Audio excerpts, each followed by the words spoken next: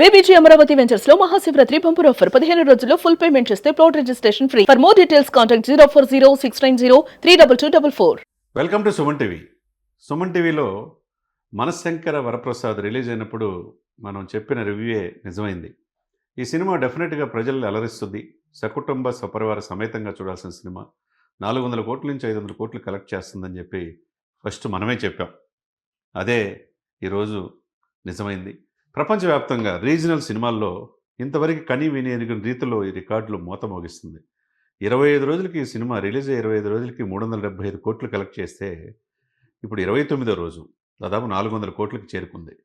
మరి రేపటి నుంచే, ఎందుకంటే ఇది శుభవార్త, చాలామంది సినిమాలకు వెళ్ళలేని వాళ్ళు, ఇంట్లో ఉన్నవాళ్ళు, రిపీటెడ్గా మళ్ళీ చూడాలనుకున్న వాళ్ళు ఎప్పుడెప్పుడు వస్తుందా ఓటీటీలో అని ఎదురు చూస్తూ ఉంటారు. ఓటీటీలో రేపు 11వ తారీఖు ఫిబ్రవరి 11 నుంచి రిలీజ్ అవుతుంది. అది G5లో జీలో తెలుగు దాంట్లో రిలీజ్ అవుతూ ఉన్నది.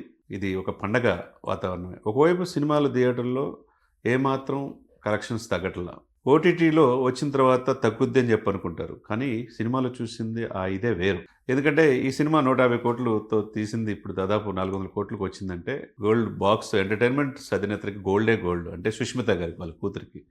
ఇంకోవైపు సన్షైన్ స్క్రీన్స్ సాహు గారపాటికి. ఈ సినిమా ఇద్దరు యువ దర్శకులే. ఈ సినిమా రికార్డులు మోత మోగిస్తూ ఉంది. ఇంకోవైపు దురంధర్ లాంటి సినిమా 280 కోట్లతో తీస్తే ఈరోజు 1308 కోట్లు, అంటే 1000 కోట్లు లాభం వచ్చేసింది. కంటిన్యూ స్టిల్ 2 నెలలైనా కంటిన్యూగా. అంటే ప్రేక్షకులు అలరిస్తే సినిమాని ఎంతాకైనా తీసుకెళ్తారు. ప్రేక్షక దేవుళ్లే వాళ్ళ చేతిలో ఉందనే దానికి ఈ సినిమా నిదర్శనం. నేషనల్ వైడ్లో అది ప్రపంచవ్యాప్తంగా సెన్సేషన్ సృష్టిస్తే దురంధర్, ప్రాంతీయ భాషల్లో రీజనల్ సినిమాలో మనశంకర వరప్రసాద్ సృష్టించిన సునామీ మామూలుగా లేదు. చిరంజీవి గారి ఆహభావాలు, 7 పదుల వయసులో ఆయన వేసిన స్టెప్పులు, ఆయన నటన, పిల్లల విషయంలో సెంటిమెంటు, ఎమోషనల్ అటాచ్మెంట్స్, భార్యాభర్తలు, అవన్నీ కూడా చూస్తే చిరంజీవి గారు ఇంకొక చిరంజీవి అనే మరలా పుట్టడు అనే విధంగా ఆయన నటన మనకు అర్థమైపోయింది. ఏదేమైనా కానీ రేపటి నుంచి G5లో తెలుగులో విడుదలవుతున్న ఈ ఓటీటీ ప్లాట్ఫామ్ మీద మనశంకర వరప్రసాద్ ఎప్పుడెప్పుడా ఓటీటీలో వస్తుందని ఎదురు చూస్తున్న ప్రేక్షకులకి, చాలామంది ఇంతవరకు సినిమా చూడడానికి ఒక తీపి కబురుగానే మనం చూడాలి.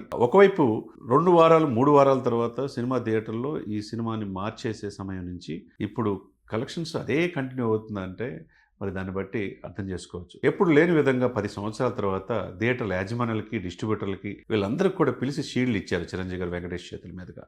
అనిల్ రావుపూడి ఆ మ్యాజిక్ క్రియేట్ చేశాడు. సక్సెస్ఫుల్, అంటే ఫెయిల్యూర్ అనే లేదు డైరెక్టర్గా అనిల్ రావుపూడిని మనం చూడవచ్చు. ఏదేమైనా కానీ సినిమాలు, ఇటువంటి సినిమాలు రావాలి. మళ్ళా సంక్రాంతికి, ఇప్పుడు బాబీ తీసే సినిమా సంక్రాంతి రిలీజ్ అవుతుందని ముందే డేట్ ఫిక్స్ చేస్తూ ఉన్నారు. మరి మళ్ళా సంక్రాంతి కూడా నాదే అన్నట్టు చిరంజీవి గారు ఉంటున్నారు. ఈ సంక్రాంతి నూతన సంవత్సరంలో రికార్డులు కొలగొడుతూ ఉంటే, గత సంవత్సరం ఓజీ ద్వారా పవన్ కళ్యాణ్ గారు రికార్డులు క్రియేట్ చేశారు.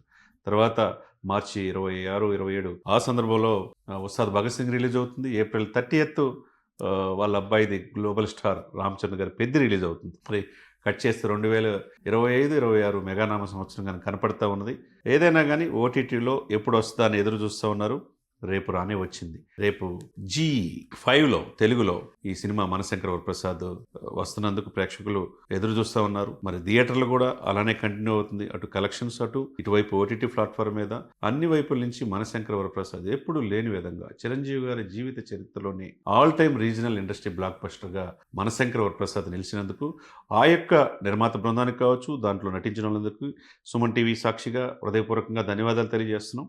అదేవిధంగా దర్శకులు ఇటువంటి సినిమాలు తీసుకురావాలి. యువ దర్శకులు కుటుంబం మొత్తం కలిసి చూసే సినిమాలు తీయాలి. అదేవిధంగా నిర్మాతలు కూడా తక్కువ టైంలో తీస్తే కనుక అందరికీ బెనిఫిట్ అవుతూ ఉంటుంది. కాబట్టి 24 క్రాఫ్ట్స్ ఈ సినిమా రంగం మీద అలరించడానికి, 2.5 గంటలు 3 గంటలు వినోదాన్ని పంచడానికి, చాలా డిస్టర్బెన్స్లో కుటుంబాలు ఉన్న సమయంలో సినిమాలు వెళ్ళి 2-3 గంటలు ఫ్యామిలీతో ఎంటర్టైన్మెంట్ చేస్తారు. ఆ ఎంటర్టైన్మెంట్ ఆనందంగా ఉండాలి.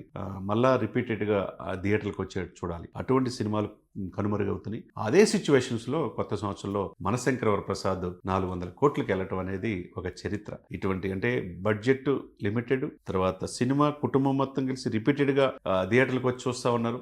అది చిరంజీవి గారికే సొంతం. అన్ని విషయాల్లో సకుటుంబ సపరివార సమేతంగా అదే సినిమా ఫస్ట్ రోజు రిలీజ్ అయినప్పుడే నేను ఇదే మాట ఈ రివ్యూలో సుమన్ టీవీలో చెప్పాం. ఈ సినిమా రికార్డులు కొలగొడుతుందని.